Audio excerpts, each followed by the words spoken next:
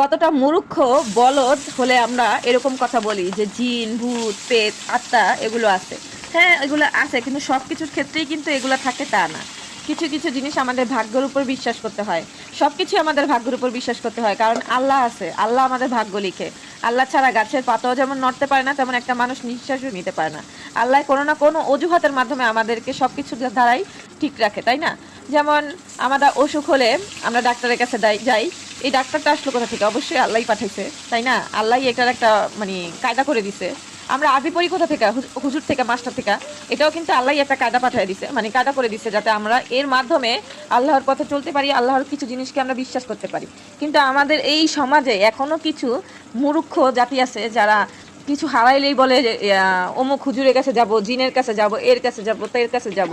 আসলে কতটা সত্য? আগেরকার দিন কি আছে যে সঠিক জিন দ্বারা মানুষের জিনিস এনে দিত? এখনকার যুগে 2025 সালের যুগে এরকম ভালো সঠিক মানুষ আমার চোখে দেখা নাই।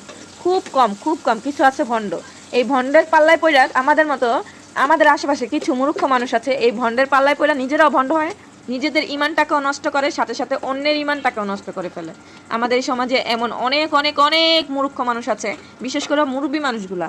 এগুলো ওই যে বলে না, বুড়ো হলে এগুলার বাইরা জায়গা,